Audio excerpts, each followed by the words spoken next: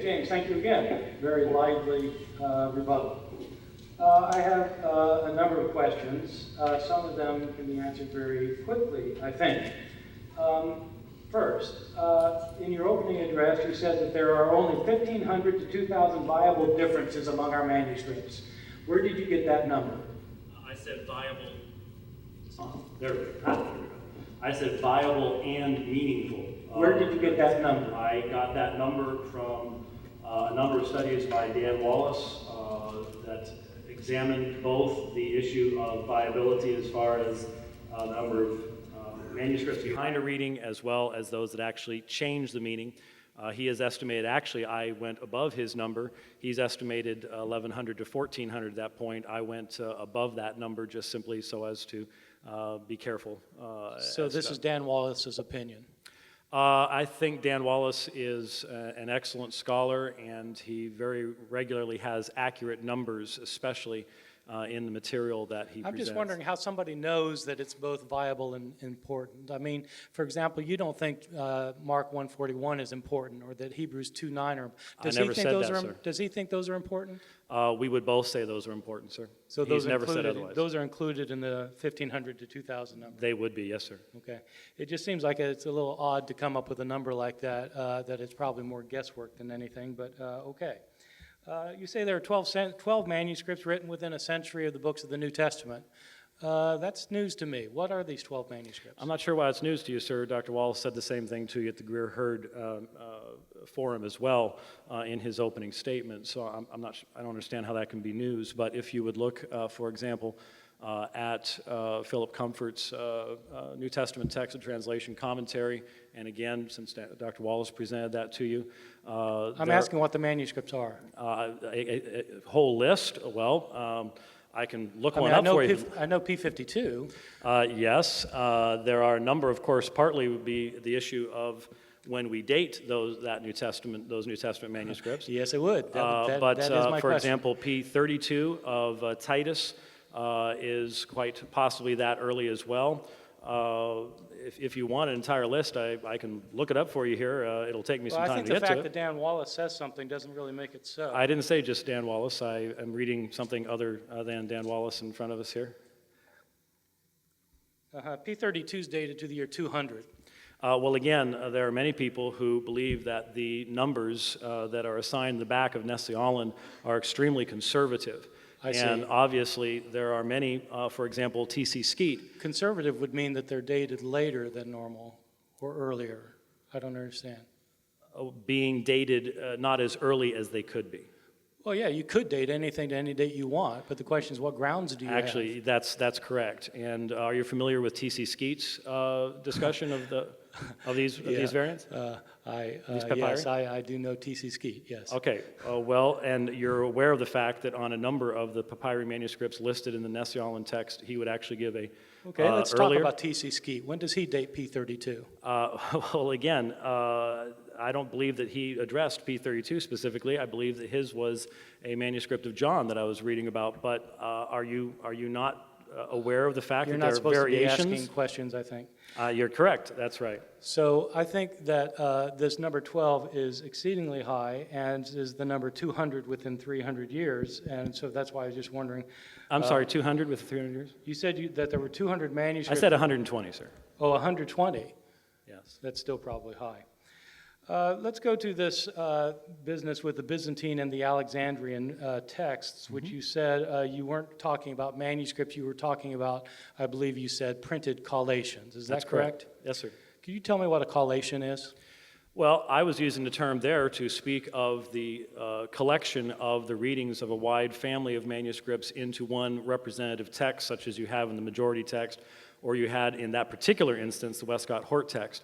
That's different from a collation of a specific manuscript where you take a base text and then you work through a particular manuscript, providing every variation from that base text. Historically, the TR has normally been used, but thankfully, in recent years, Codex Vaticanus has frequently been used as the base text for collation, things like that. So there's two different ways in which you can use the term. Your latter definition is what a collation is. The other isn't a collation, it's a printed text, which is quite different. But let's talk about collations for a second.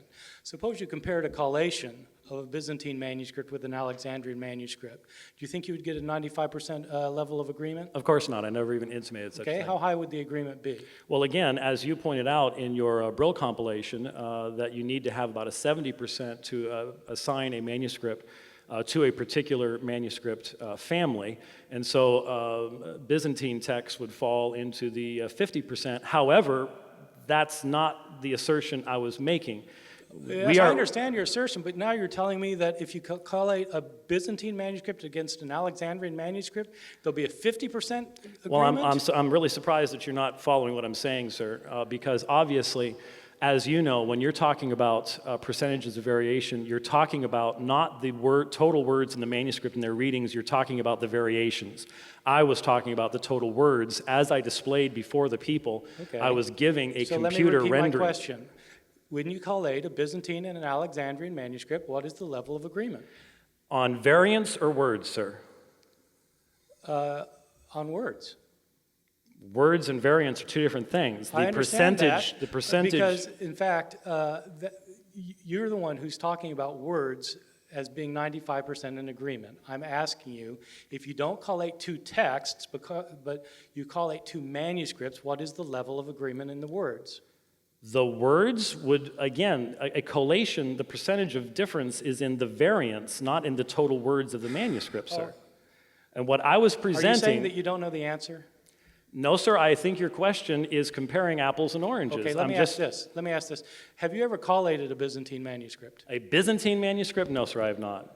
Okay, have you collated an Alexandrian manuscript? I have worked on sections in seminary, yes, sir. Have you collated an Alexandrian manuscript against a Byzantine manuscript? Using the TR, if you would call that, it's not even a Byzantine manuscript. So I've never put B against a medieval minuscule, no. Okay, well the reason it matters is because you were making a statement about Byzantine and Alexandrian texts. Yes, sir. But in fact, when you compare the manuscripts with one another, this 95% agreement seems to me to be a somewhat specious number, because in fact... Is that a question, sir? I'm getting there. Okay. Isn't it a specious number? No, sir, it's not, because you seem to refuse to allow what I presented to these people. I ask anyone in the audience, go get Bible Works, load Westcott and Hort, load the majority text, activate the module that compares them, and see for yourself. You're comparing printed Please text. allow for the I answer. said that in my presentation. I even stopped and said, now, these are not manuscripts. These are printed texts. It's a very important distinction. I don't have a timer. How much time do we have? 12 minutes. 12 minutes. Oh, very good. Okay, let's see. So, where do we want to go from there? Let's talk about your main point, which seems to be that the original text is preserved somewhere in the manuscript tradition. That we have all these variants, and that in every case, one of the variants is the original text. Is that your understanding? Yes, I believe in the tenacity of the text, that when we have a variant, the reason that we can invest the time in looking into it is that one of the readings that is there is the original reading. I don't believe we need to engage in conjectural emendation, just simply to fill in gaps as we do with most classical works. Okay, and why do you think this? Because that seems to be the conclusion of not only Kurt Ahland, and an extensive discussion of that. I cited it in my opening statement. But that also seems to have been the belief of a large majority of the textual critical scholars down through the ages, from Tischendorf onwards. Moises Silva, Dan Wallace, and others have also enunciated the exact same things. So it's because authorities have told you this? Well, and I also find it to be very consistent with my own study of the textual variations in the New Testament. Okay. Would you agree that Eldon Epp is probably the dean of text criticism in America today? Well, I think Eldon Epp, yourself, and D.C. Parker are probably the biggest names right now. Unfortunately, I would say that the perspective that you are now pursuing, and as you yourself have said for the past 10 or 15 years, you've pretty much given up on working on the original text. That sort of has been done. So, okay, so Epp in America, and Parker, he's English, and maybe Keith Elliott in England is a big name. Mm-hmm. How about about in Germany? Who would be the authorities now living? With the Allens out of the picture. Well, Barbara's still living. I'm sorry? Barbara's still living. Yeah, but I don't think she's publishing, right? She's retired from the institute. So Maybe Klaus Wachtel or Gerd Mink or. yes. Well, I'm sorry, I don't keep up with German textual criticism today. How about in France? I don't know anybody in France, sir. Probably Christian Bernard Amphoux. Mm-hmm. These are the biggest names in the field. Mm-hmm. Epp, Parker, Elliott, Allan, Wachtel, Mink, Amphoux. So far as I know, none of them agree with you on this particular point about the preservation of the text. Allen doesn't, even though it's in the book. Who wrote that book? Kurt and Barbara Allen. Yeah, Kurt. I don't know about Barbara Allen, but what do you think about the movement that Parker is especially driving, which states that, in fact, it no longer makes sense to talk about the original text? I think it is an abandonment of, I agree with Moises Silva's comments. You're familiar with those? Oh, yeah. I agree with Moises Silva's comments in response to specifically D.C. Parker. Would you like me to read what he says, or just, is that, since you know it so well? We got some time to kill, go ahead, sure. Actually, he says, nor do I find it helpful when David Parker, for example, sanctifies his proposals by a theological appeal to divinely inspired textual diversity, indeed textual confusion and contradiction that is supposed to be of greater spiritual value than apostolic authority. Actually, his primary exhibit that he gives in response to that is your book, Orthodox Corruption of Scripture, where he says you cannot read a page. He says there is hardly a page in that book that does not in fact mention such a text or assume its accessibility, that is, the original. I'm not sure if you've changed your viewpoint since 1993, but Moises Silva certainly would seem to feel that if you now agree with Parker that you have. Yeah, I have changed my view a little bit, but my question is really about Parker. Why is it that David Parker thinks we can't get back to the original text? Well, there are a number of reasons, theological and genealogical. Obviously, I have focused on his theological reason in that he asserts that we have made an artificial distinction between text and tradition, which I certainly would strongly disagree with. But as you yourself have said, as far as the current state of the manuscript tradition is concerned, we're as far back as we can get. I think the term that you used in an SBL article a few years ago was we're just tinkering as far as that is concerned. And so apart from some major find, a Dead Sea Scrolls level New Testament type of find, there seems to be a fair amount of skepticism at being able to get any farther back. Yeah, I agree with that. Can you tell me when I've got like a minute and a half left? Absolutely. Yeah, well, let's approach this from a different angle. This business with P75 to B, a lot of people have used this, and I mean, let me say, I know you keep saying I don't understand things, but the reality is I understand them. I don't buy them. And so let me ask you about this P75 to B. P75, say it was copied in the year 175, and say B was copied in the year 350, and that 350 is not a copy of P75, but it's very close to P75. That's an argument for showing that there was a consistent line of tradition, at least in that Alexandrian, Proto-Alexandrian line, right? All right. What does that, so the fact that somebody in the middle of the 4th century accurately copies a text, what does that tell you about somebody copying a text in the year 70?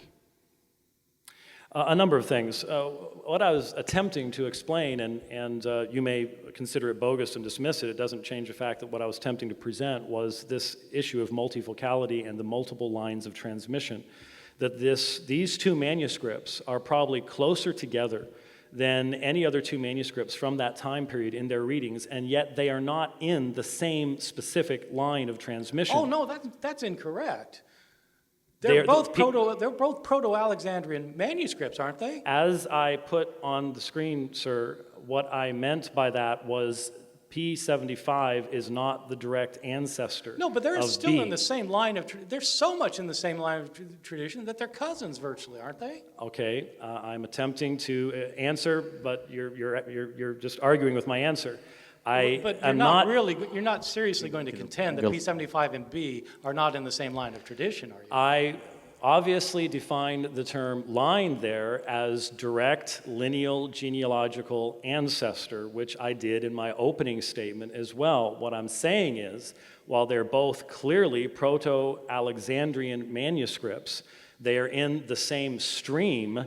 They represent two different lines within that stream because Vaticanus contains readings that are older than P75. Okay, let me ask this. How many genealogical lineal manuscripts do we have related to one another?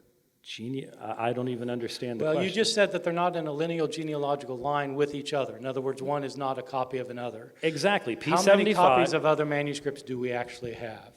All I said, sir, is that P75 is not what was copied to make Vaticanus. I don't have any other way of expressing the statement that there was one.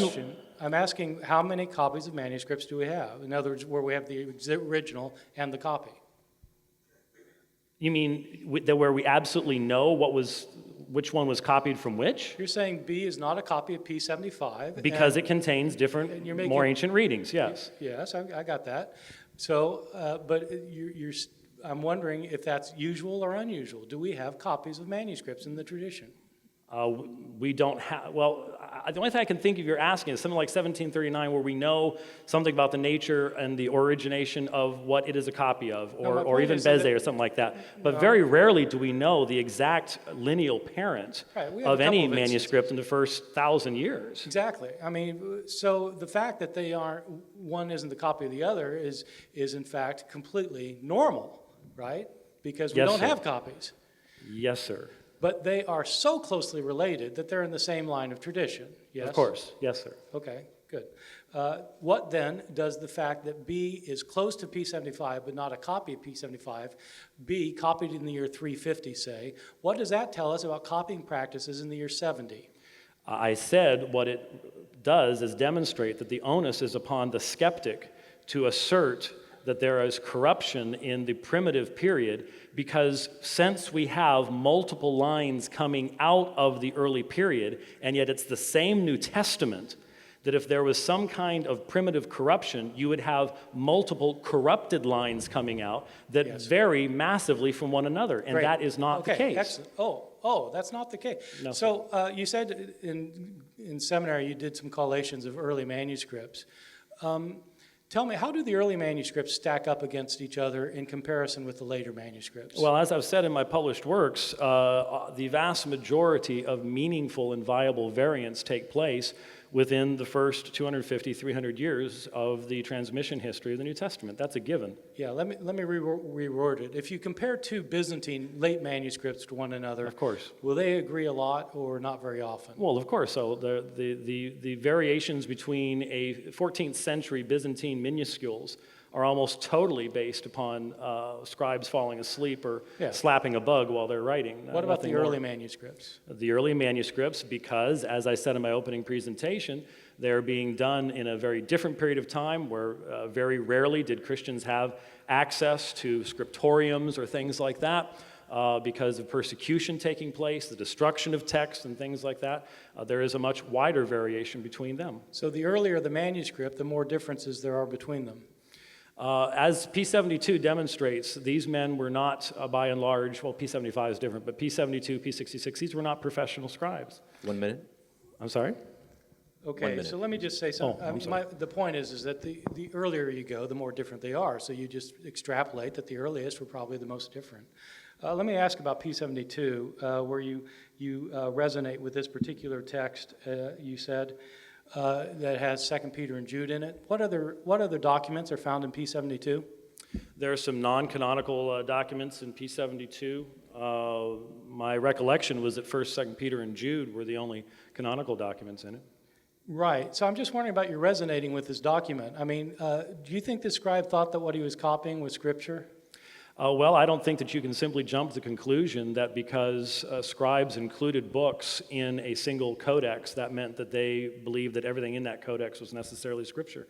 There are all sorts of works that were considered to be very beneficial for the reading of people that were included in codices that were not necessarily canonical. Yeah, I just thought that was odd. Then that particular manuscript is one that you resonate with because it's the earliest attestation we have of the Proto-Evangelium Jacobi. Time? Okay, good. Thank you. Okay. Dr. Ehrman, you said in your rebuttal that P52 contains a major, I believe it was, you can correct me please if I was wrong, major textual variant that changes the meaning of the text. Do you have access to a textual variant there that is not listed in the Nestle-Aland text?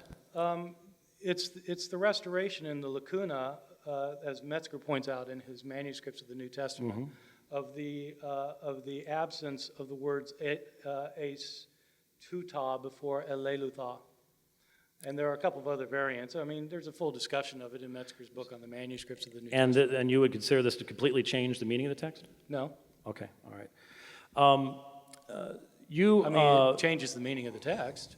Okay. I think anybody who thinks that the words of the New Testament are inspired has to think that the words matter. And so if the words change, that matters. All right, Dr. Ehrman, since you disagree with evidently Kurt Aland on the issue of tenacity, could you list for us some variations in the New Testament where you are willing to assert that none of the extant readings in the manuscript tradition could possibly be the original? No, I think there's always a possibility. It's not a question of possibility, it's a question of probability. Of course, anything could possibly have been original. The original author might have written nonsense. And why not? It's possible. And later scribes might have corrected that nonsense. So one has to weigh probability. It's interesting that Westcott and Hort, the two giants in this field in the 19th century, were quite insistent that most of the text of the New Testament was preserved in a codex like Codex Vaticanus, and yet they resorted to conjectural emendation on a large number of occasions. If you want an example, if you want just one example, I mean, I don't know how much sense it'll make in English, but one common one that my teacher, Bruce Metzger, used to talk about as being possibly a strong case for emendation is 1 Peter chapter 3, verse 19, which follows a creedal statement about Christ. The Greek text, well, I guess I better read it in English. It says, Christ suffered for sins once and for all, the righteous for the unrighteous, in order that he might lead you, textual variant there, to God, having been put to death in the flesh, but having been made alive in the spirit. And then chapter 19, then the next verse says, En ho kai tois en phulake pneumasi paruthes ekheruxen, in which also he preached, having gone forth, he preached to the spirits who are in prison. Boyer and others, including Harris, have proposed emendations at this point because, for grammatical reasons, but also because they think that in fact it might be a mistake, that in fact this is talking about the old early Christian tradition about Enoch, who was preaching the preaching of Enoch according to some of the apocryphal materials. So, I mean, it strikes me that that's a plausible place where you might need an emendation. So, what percentage do you believe of the New Testament is impacted by viable meaning textual variants? I've never put a percentage on something like that because I'm not sure that a percentage actually means anything. I mean, for example, if I speak a sentence in 100 words and I change only one of the words, but the word that I change is whether I say the word not or not, the entire sentence is reversed in meaning. Well, it'd only be a 1% change, but it'd be really important. So I don't think percentages. I've never really tried to calculate percentages because I don't think they matter. You have often said that there are verses where variants change the meaning of an entire book. Could you give us some examples? A verse of changing an entire book. Yeah, sure. I think that, I actually do think that if Hebrews 2:9 said that Jesus died apart from God, that there is no place in Hebrews then where Jesus is said to have died by the grace of God. And that the meaning now, I think, for Hebrews means that Jesus died like a full flesh and blood human being without any divine comfort or support. If the reading is not chorus theou, but charis theou, that he died by the grace of chariti theou, he died by the grace of God, then in fact you do have the teaching that Jesus' death was an act of divine grace in Hebrews, which otherwise you don't have. And yet when you argued that point in the Orthodox corruption of Scripture, did you not argue that chorus theou is consistent with the theology of Hebrews? Yeah, the variant changes it. How can you argue that it's consistent with the theology of Hebrews if I'm the not saying variant chorus. changes it? I'm saying that charis, depending on which variant you have, the meaning of the book changes. So nowhere else in the book do you have this idea of Jesus' death that would be presented in Hebrews 2:9 based upon reading one 10th century manuscript and Origen's manuscripts, at least some of Origen's manuscripts. You said the majority, but I don't know where Origen actually said that. I'm sorry, I don't understand your question. So your assertion then is that the book of Hebrews would not present that view of the atonement of Jesus unless you have that reading in Hebrews 2:9. Elsewhere, it just doesn't. Nowhere else does Hebrews say that Jesus died by the grace of God. This is the one place. I understand that, but you believe that the original is chorus because that is consistent with the writing of Hebrews, with the theology of Hebrews. And the variant changes that. Away from it. Okay, I understand what you're saying. On the Unbelievable radio program in London, you discussed the length of time that exists between the writing of Paul's letter to the Galatians and the first extant copy, that being 150 years. You describe this time period as enormous. That's a quote. Could you tell us what term you would use to describe the time period between, say, the original writings of Suetonius or Tacitus or Pliny and their first extant manuscript copies? Very enormous. Sort of ginormous would be a good one? Ginormous. Ginormous, okay. Ginormous doesn't cover it. The New Testament, we have much earlier attestation than for any other book from antiquity. What you can't do is then say, well, then you can't trust any book from antiquity. Okay, yes, right, that's right. So, that's right. So it would be correct to write a book called Misquoting Suetonius? Absolutely, scholars do this. And scholars write books all the time about how you don't know about what Plato actually wrote, or what Homer wrote, or Suetonius, or Tacitus, Euripides. This is just what scholars do. Of course, there are scads of books on just these topics. And so, when you cite them in your works, you will say according to the best sources, and will question the reliability of Suetonius or Gospel of Thomas, whatever else it might be. There's no scholar who's an expert in Suetonius or Cicero or the Gospel of Thomas who will tell you that we absolutely know what these texts originally said. So when you say know what these texts originally said, but they will believe that we have a sufficiently clear knowledge to quote Suetonius. You quote Suetonius, don't you?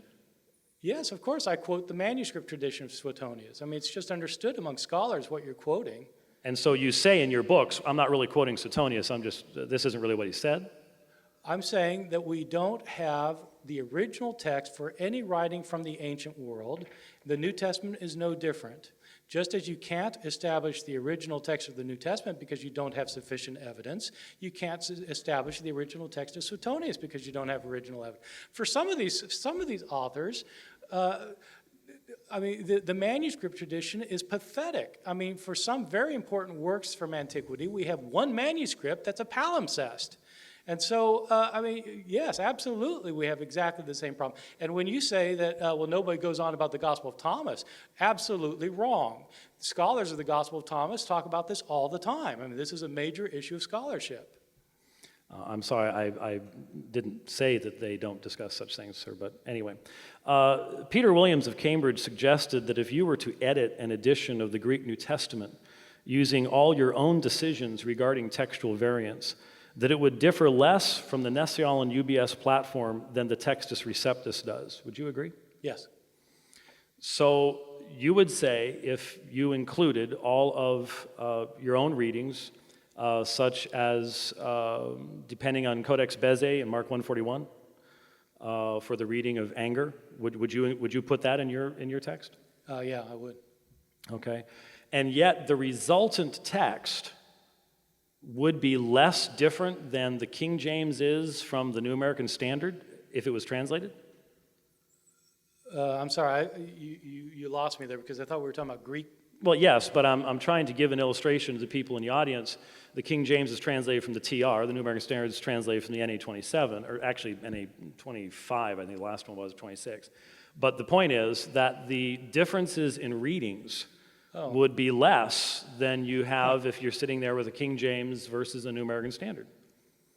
Would that be correct? I don't know. I've never actually thought about it. I mean, it seems to me it would make a big difference whether you want to say Jesus got angry at a leper or whether he loved him. I mean, it seems pretty significant. Okay, and looking at that particular one, you do believe that Orgus Theis is the original there? That's right. Would you comment on what has been said by Dr. Parker, for example, where he says the more he's studied Codex Bezae Cantabrigiensis, the more he's become convinced that its unique readings, especially when they're alone, are insignificant if you're searching for the original reading. Or Dr. Allen's assertion that any of the readings of Bezae, when they do not have earlier attestation, should be looked at somewhat askance. Yeah, well, Allen doesn't like Codex Bezae. Parker loves Codex Bezae, but he does have the suspicion about it. But I believe Parker agrees with me on Mark 141, doesn't he? I have no idea what he says about 141. Yeah, he didn't comment on it in Codex Bezae, in his book on it. Yeah, no, it's a great book. But I think that he agrees with me on Mark 141. However, is it not true that Scrivener, Metzger, in the book you have right there, and commenting on Bezae, they all recognize that Codex Bezae is incredibly free? Oh yeah, no, I think so too. I think a lot of its variants, in fact, are very strange indeed. It just shows that how early manuscripts differ so widely from one another. This is a case in point. So if Codex Bezae adds all sorts of commentary, the number of steps Paul stepped down, the time frame when he lectured in Acts, all these things are added, why wouldn't it be more likely, given that there is no earlier manuscript support for that reading, that the writer of Codex D saw the very same strong language that you yourself have pointed to in your argumentation? He casts him out, he strongly upbraids him, and made a change, as he did in so many other places in his writings. Well, that's a standard argument. That's what people have said for years, and I disagree with it. I think that, in fact, on internal grounds, there are solid reasons for thinking that it was Orgus Theis. My principal reasoning has nothing to do with the value of Codex Bezae, as you probably know. I mean, you've read my articles on it, so I assume you've read my article on Mark 141. I have. So that it's not. I mean, Codex Bezae is, to some extent, neither here nor there. It provides us with the reading, but it isn't the strong argument for the reading being original. Okay, and would that be one of the readings that you feel changes the entire meaning of a book? Well, no, I wouldn't put it that way with that reading. I would say that that reading provides a different nuance. Jesus gets angry a couple of times in the Gospel of Mark, and it's interesting to try and see why he gets angry in the Gospel of Mark, and this would be another place where he gets angry in Mark. I mean, it struck most scribes as a little bit odd for him to get angry at this point, and this leper comes up and wants to be healed, and it says Jesus got angry. And so, that's a little hard to figure out. No wonder they changed it to he felt compassion for the man. I mean, it makes sense that they would make the change. But in fact, it probably said he got angry. And then the task of the exegete, the interpreter, is to try and make sense of why it is now it says that Jesus got angry when this leper approached him. And so it changes the meaning of the book to the extent that it gives you a fuller understanding of why Jesus gets angry in the Gospel of Mark. By the way, he doesn't get angry in Matthew or Luke. When you repeatedly say that we don't know what the original writings of the New Testament said, given that there are entire sections of text where there is no variation basically at all, would you agree that we know what those sections of the New Testament said? Okay, let me explain why, because I don't think I've explained it very well. Let's say Paul wrote his letter to the Philippians, and they got a copy. And then somebody made a copy of that original, and made a couple mistakes, and then somebody copied that copy, made a few mistakes. And then the original was lost, and the first copy was lost, and that all other manuscripts ultimately derive from that third copy. In other words, that third copy was, the original wasn't copied anymore, the first copy wasn't copied anymore, only the second copy was copied twice, and both of those was copied 5 times, and each of those was copied 20 times, and so that they all go back in a genealogical line to the third copy, rather than to the original. All you can reconstruct is what was in the third copy. And all manuscripts, when they agree, 95% of the time, or whatever number you want to put on it, when they agree 95% of the time, that just shows that they all go back to that copy. It doesn't show they go back to the original.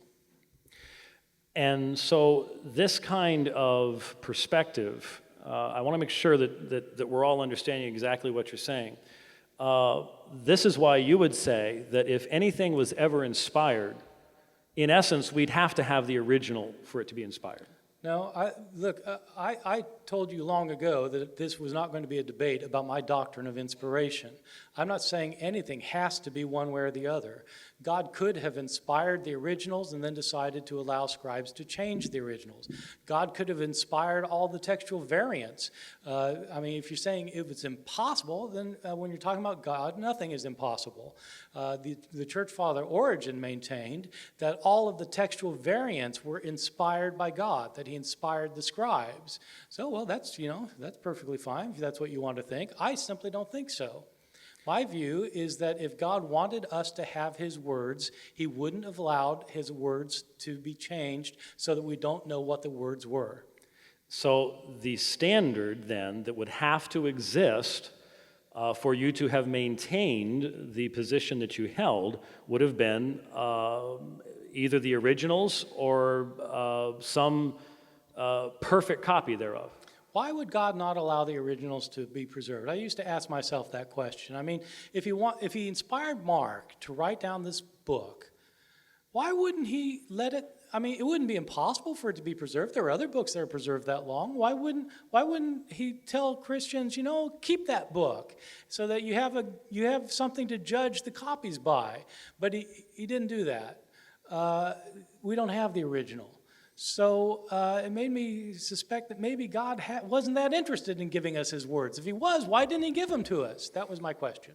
So clearly that's not the perspective of the apostles themselves, who themselves did not have access to any originals of the Old Testament, and yet they quoted freely from the Old Testament based upon even translations of the Old Testament. That's right. It was not their view.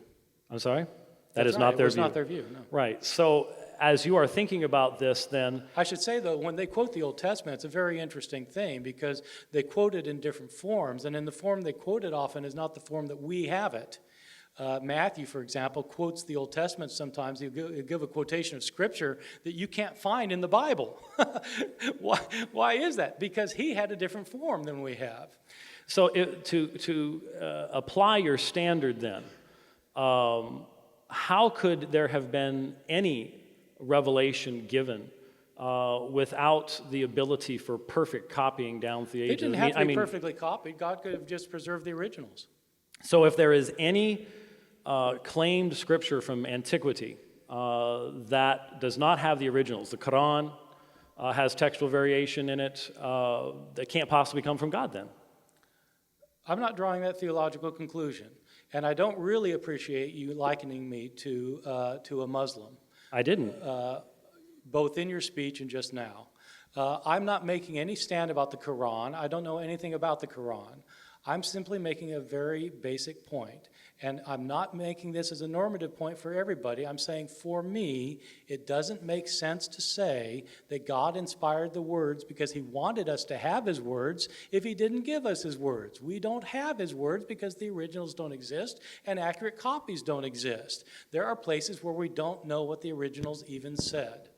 So your standard for accurate copy is perfection, is it not? Perfection. Yes, sir. I think if I copy the word ego, and instead of writing ego, I write autos, then in fact, that is an imperfect copy. A perfect copy would be a copy that copied ego as ego. One of my tasks as a teacher at a research university is when I teach my undergraduate students, I try to teach them to think, and I try to force them to think. I try to force them to think logically.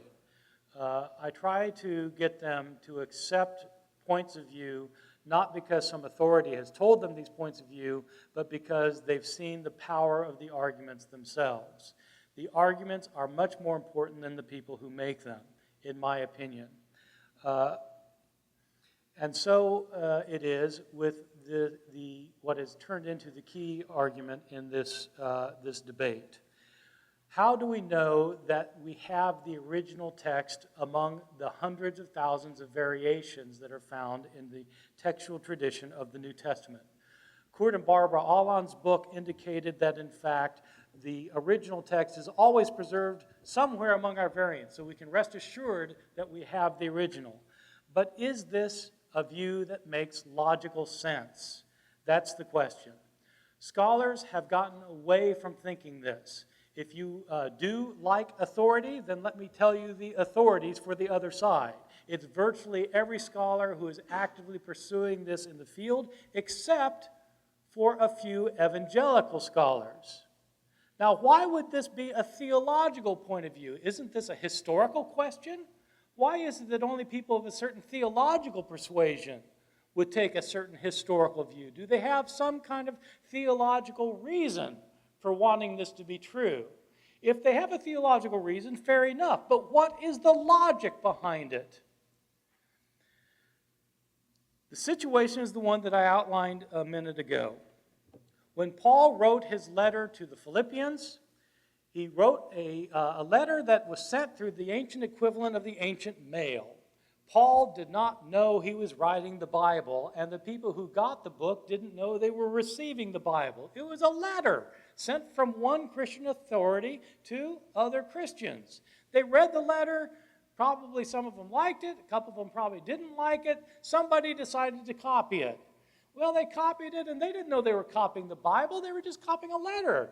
And somebody else copied that copy, and somebody else copied that copy. And of course, there are multiple lines of tradition. Absolutely. I've spent a good part of my career on this, talking about the multiple lines of tradition that come away from the book of Philippians and all the other books. Various copies were made. Many of them differ. They all differ from one another. And then those things were copied, and the copies were copied all over the place. The originals were lost. The first copies were lost, the copies of the copies were lost, and the copies of the copies of the copies were lost. What guarantee is it that the entire tradition goes back to some kind of original rather than to a copy? What's the argument for that? What's the logic behind that? Most scholars today simply don't see that as a tenable point of view.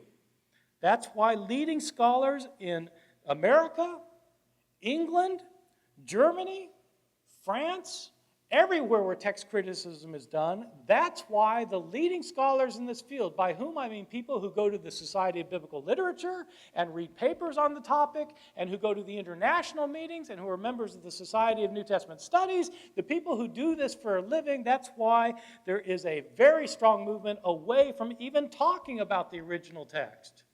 If you think God inspired the originals, why don't you have the originals? And why is it that we don't know what the originals said in places?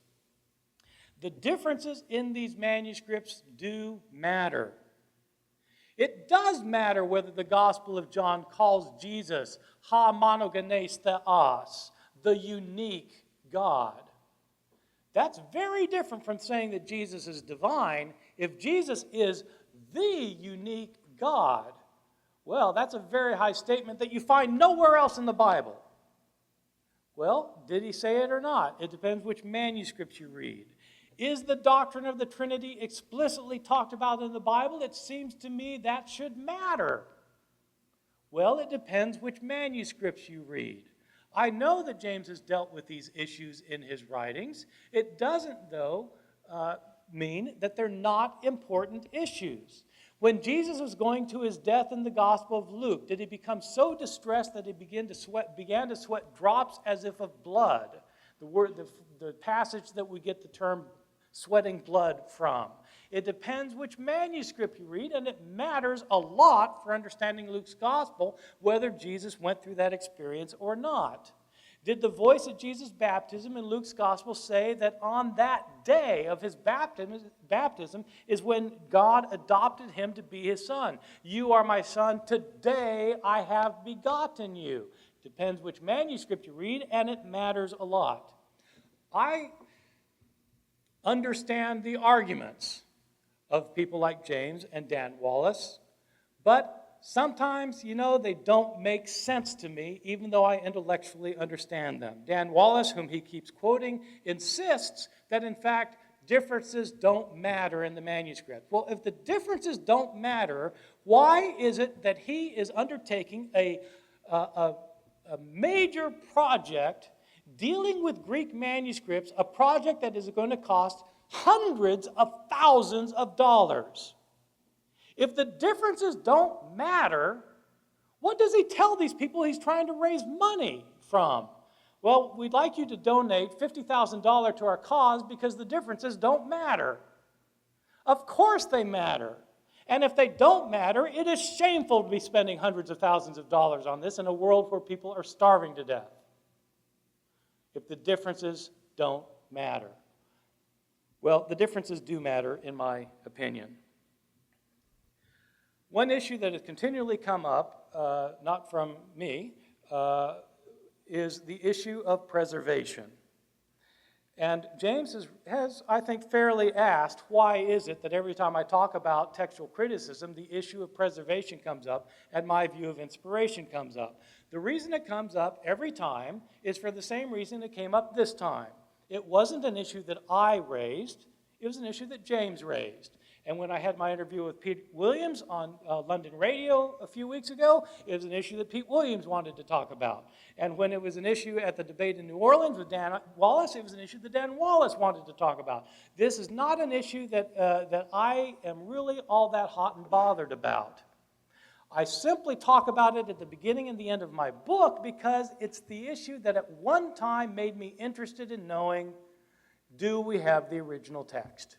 I wanted to know that because I was a Bible-believing evangelical Christian who believed that God had given us the words of the text, and I became bothered by the fact that it appeared we didn't have them. And so that's what got me interested. It's what made it interesting to me at the time. Well, I think it's an issue that continues to be interesting.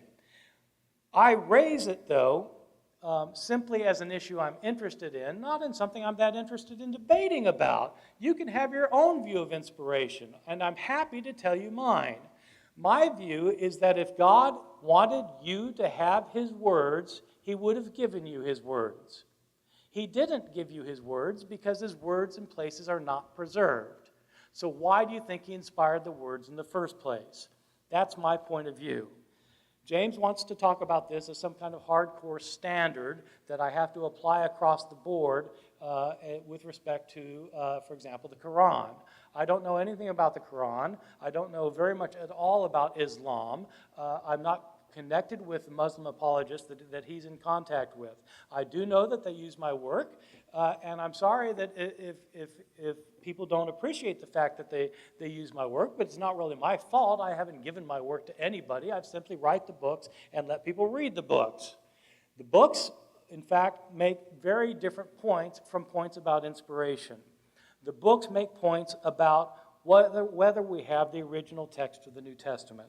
Our topic of debate was, does the Bible or did the Bible misquote Jesus? And the answer is yes. Remember that for most of history, the Bible was not the printed edition that you read today. For most Christians throughout history, the Bible was whatever manuscript happened to be available to them. What manuscript was available to the Christians in their churches? All of these manuscripts have mistakes in them, including mistakes in the words of Jesus. All Bibles misquote Jesus. Thank you. Well, first of all, let me thank you all very much for being here this evening. I would like to thank those who have made it possible for us to have this encounter. Michael Fallon, of course, is primarily responsible for bringing this together, but there have been many others. Rich Pierce back in Phoenix, some of you who are here, Alan Kirshner down here, someone who's not with us this evening, Rosie Mascarelli, has been very helpful to me in preparation for this debate. Many have made it possible for us to be here, and I hope you have found it to be a scintillating discussion. I believe that people will be amazed at comparing what I specifically and clearly said and what Dr. Ehrman has represented me as saying, especially on specific issues this evening. That's why I hope people will go back and they will listen again and again and again and check the facts for themselves. We were just told that scholars are getting away from this. Yes, postmodernism is creeping in. I think it is a tragedy. There are many who have spoken out against it. But I would like to point out to you, I'm not one of those people that believes in authorities.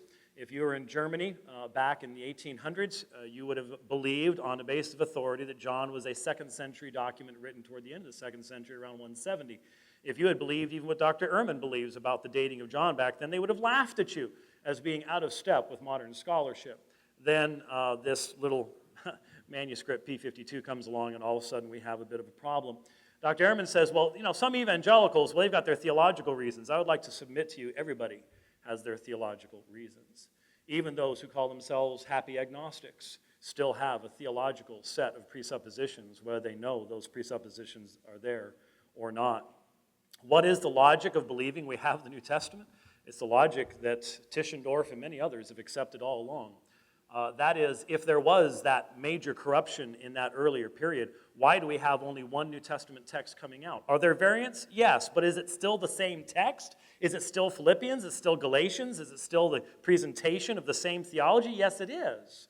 No one questions that. In fact, in the paperback edition of Dr. Ehrman's book, he says the position I argue for in Misquoting Jesus does not actually stand at odds with Professor Metzger's position that the essential Christian beliefs are not affected by textual variants in the manuscript tradition in the New Testament.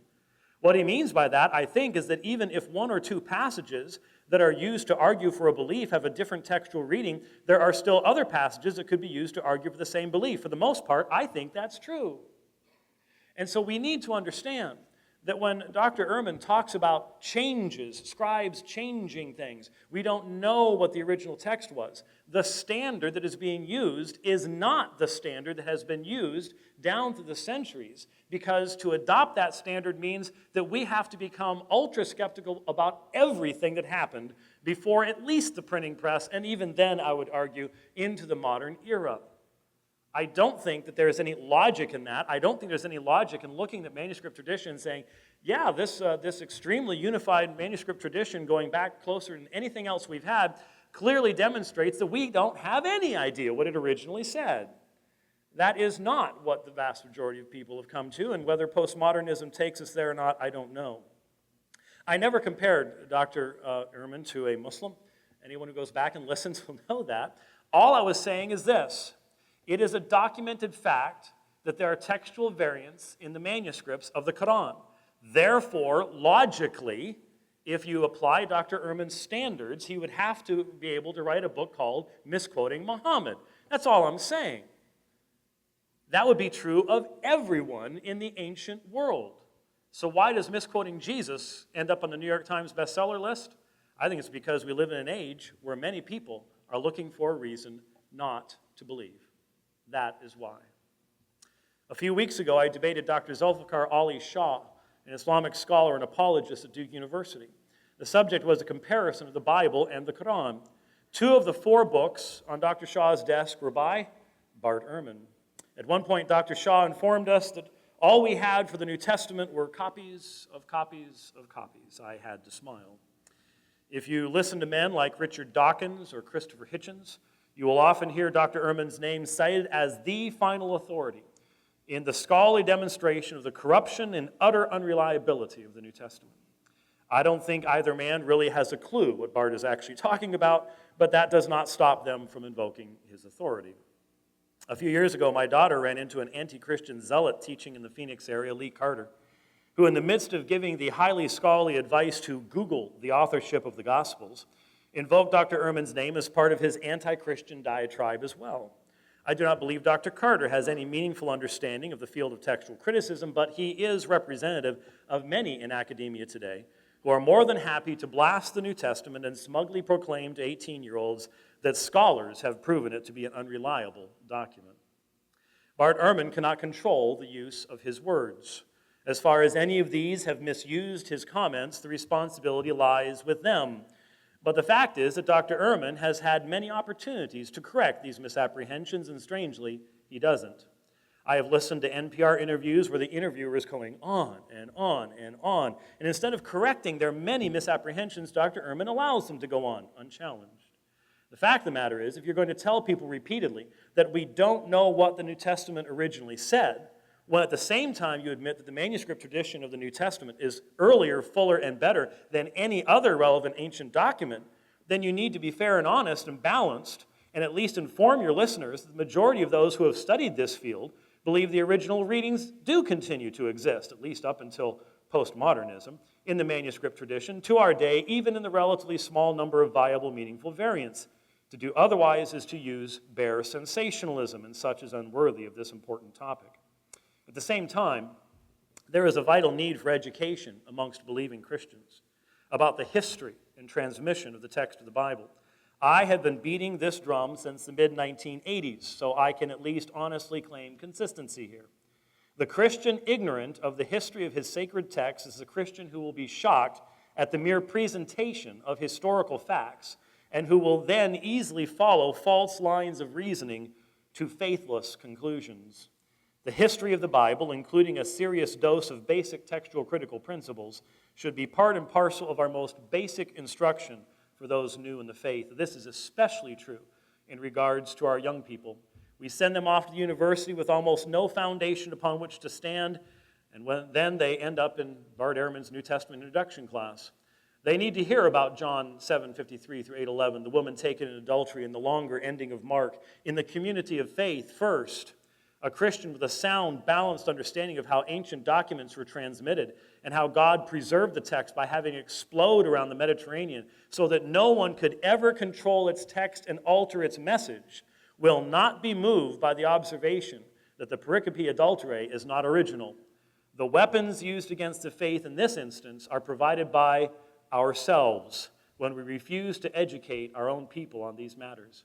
As I said in my opening, this evening you have heard from two men who, upon studying the same materials, have come to polar opposite conclusions. One has seen in the lack of the original copies of the Scriptures, together with his difficulties with the problem of evil, an end of faith.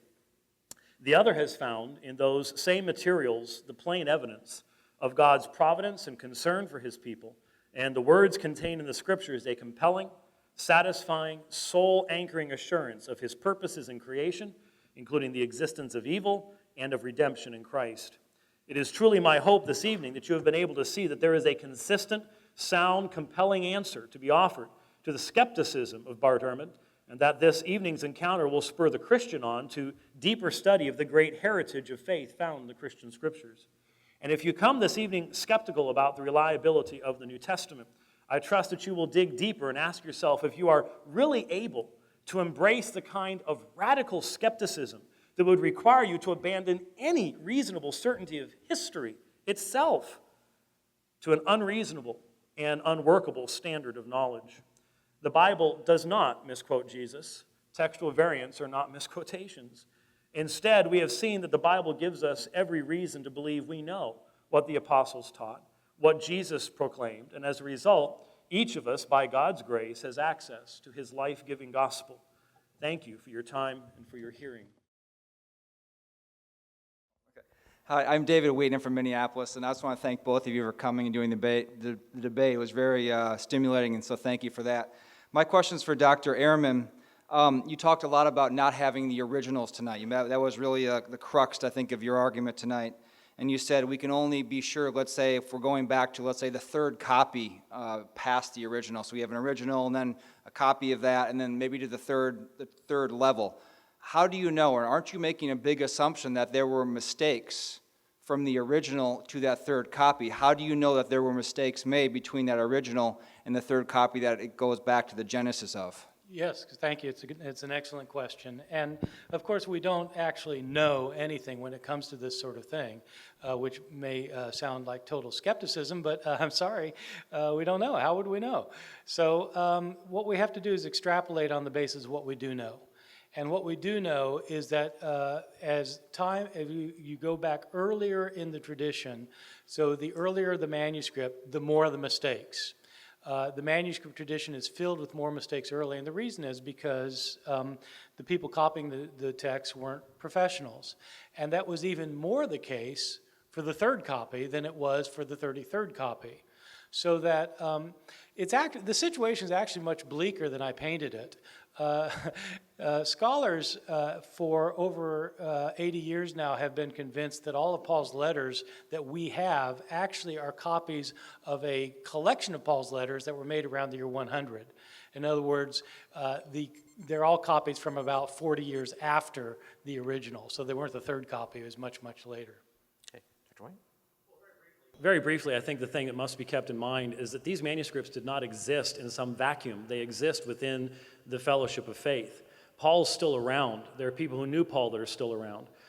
There were those who knew his preaching that were still around. I think there's a real danger in isolating the manuscripts from the historical context and the continued existence of the church, just as with the Gospels and the fact that, as Richard Balcom has talked about, the eyewitnesses that continued in the church for a long period of time, very important as well. Thank you. And your question is for? Dr. Ehrman, and my name's Robert Milne. My question is to you, the Old Testament went through the same process that you said that the New Testament went through too, right? Exactly, the copy of copy of copy, right? And then when they dug up the Dead Sea Scrolls in 1948, and the book of Isaiah that's in this Bible was translated, and it was 98% perfect. Word for word, only 2 variances and prepositional variances. How can the New Testament be different than that? Well, yeah, that's true. The Isaiah was the Isaiah scroll they found was very similar to the Isaiah of the Masoretic text from the year 1000. You know, the copy they found at the Dead Sea Scrolls of Jeremiah was 15% shorter than the Jeremiah we have. 15% shorter. So there were a lot of changes being made by Jewish scribes, and what that shows us, in fact, is that Jewish scribes in the Middle Ages were quite meticulous with their copying. Would that the Christian scribes were. If you compare 2 Christian copies from the same time period, say 1,000 years separate, so you take a 3rd century copy of the New Testament with a 13th century copy of the New Testament, you don't have anything like that amount of agreement. There are massive differences. A couple of things. The Old Testament transmission is not like the New Testament transmission. It's much more controlled because it was within just the people of Israel. One of the problems here is that the reason you had non-professionals copying these things is because they wanted the gospel to get out to as many as possible. That's why non-professionals are doing it. The idea of comparing that to the Masoretes, something like that, just simply doesn't follow because it's a completely different historical context that we're talking about. Mr. Finley. Thank you, gentlemen, both. My question is also for Dr. Ehrman. I'm really starting to feel unloved here. Sorry. You mentioned at least twice in your debate that if God wanted us to know His Word, He would have preserved it. You as an agnostic, how do you know that that is what God would have done, given that is what He wanted? Yes, great question. And let me reiterate, I'm simply stating here a personal opinion. I'm not stating something that I have done any scholarship on.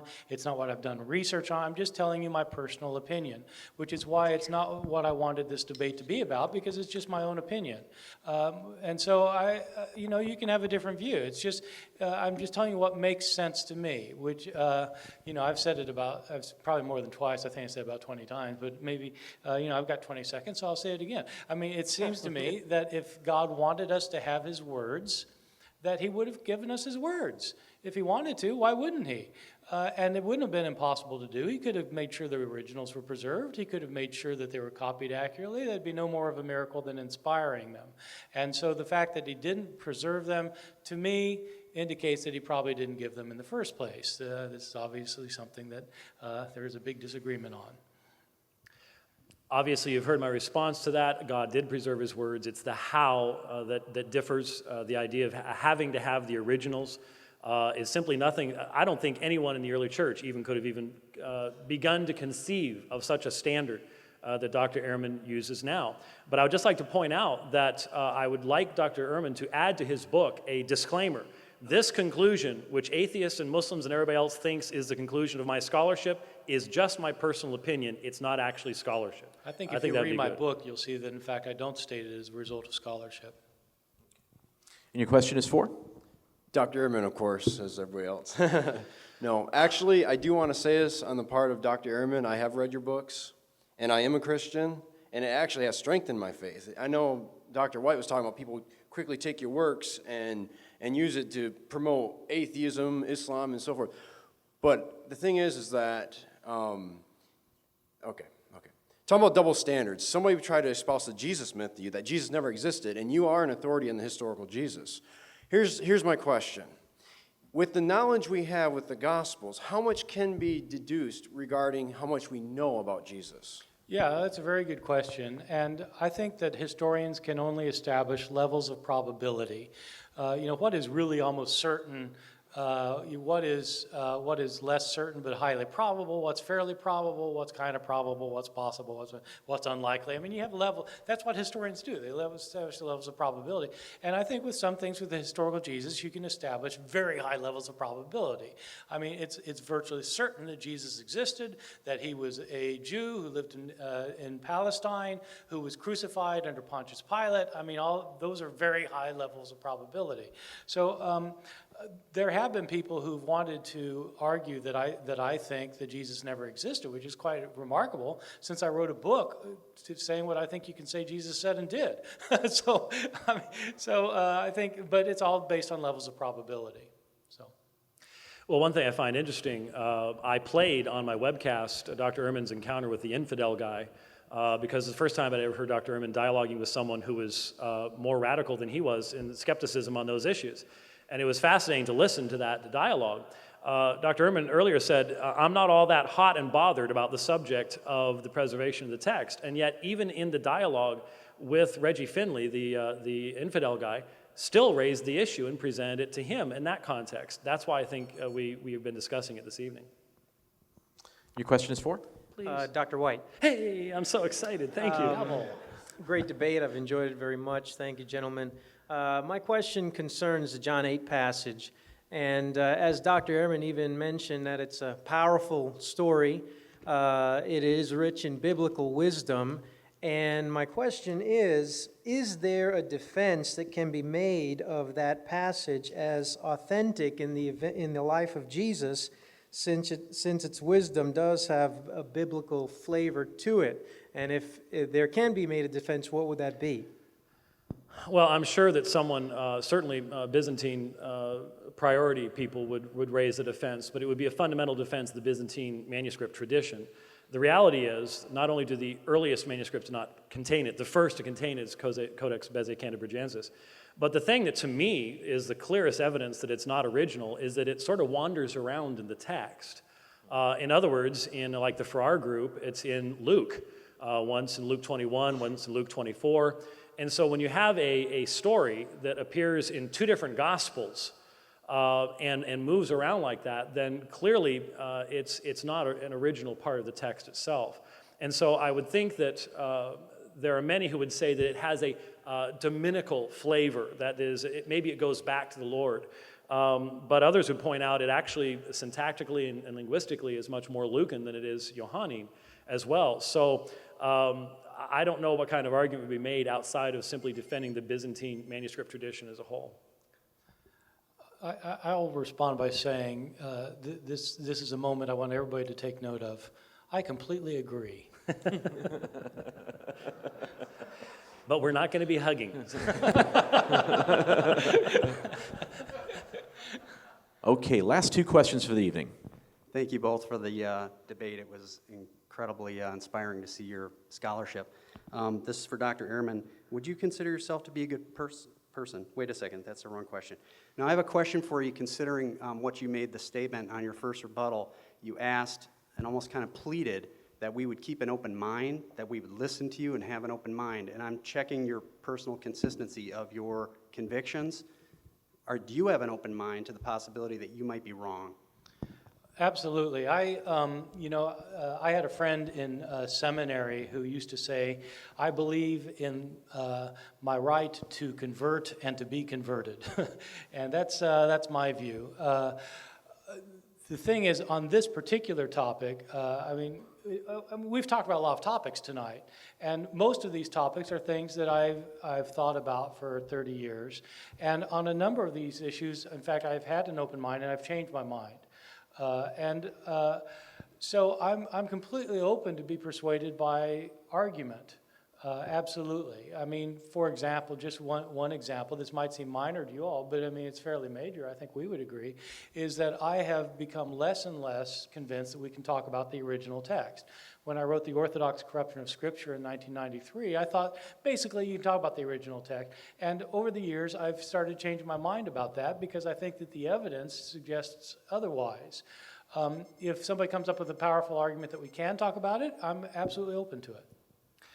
That was sort of a personal question to Dr. Ehrman, so I'm going to do something personal here myself. I actually brought something for Dr. Ehrman, and I decided to do this almost a year ago. It's probably the single most worthless thing that you could ever give to Bart Ehrman. And once I tell you what it is, it's the necktie that I'm wearing. Sorry about that. And Dr. Ehrman, it is P52. Both fantastic. sides fully readable. Yes, thank you. We will hug.